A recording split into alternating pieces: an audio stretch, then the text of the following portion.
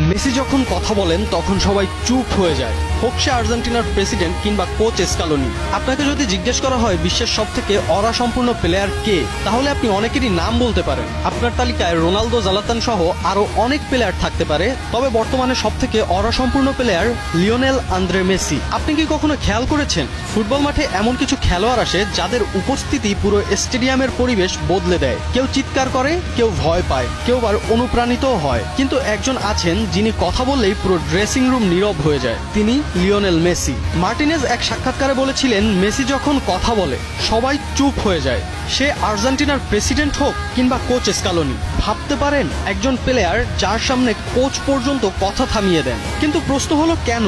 এটা কি শুধু তার 8টি ব্যালন ডি'অরের জন্য, নাকি বিশ্বকাপ জয়ের জন্য?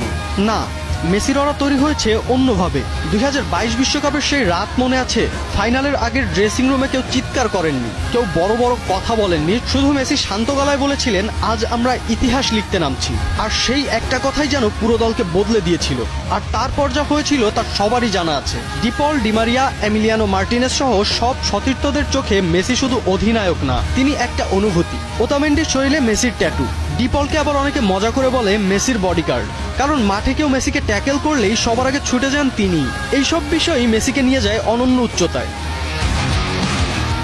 আরেকটা ঘটনা জানেন? কোপা আমেরিকার এক ম্যাচে পুরো স্টেডিয়াম উত্তেজিত, রেফারির সিদ্ধান্তে ক্ষুব্ধ আর্জেন্টিনা। সেই সময় মেসি শুধু হাত তুলে সবাইকে শান্ত হতে বলেন, আর কয়েক সেকেন্ডের মধ্যেই পুরো দল শান্ত হয়ে যায়। এই ক্ষমতা সবাই পায় না। রোনালদো আপনাকে অনুপ্রাণিত করবে, জালাতান আপনাকে অবাক করবে, কিন্তু মেসি আপনাকে বিশ্বাস করাবে যে অসম্ভবও সম্ভব। হয়তো এজন্যই বিশ্বে একটা কথা ধীরে ধীরে সত্যি হয়ে যাচ্ছে, মেসি শুধু একজন খেলোয়াড় না, তিনি ফুটবলের নীরব রাজা।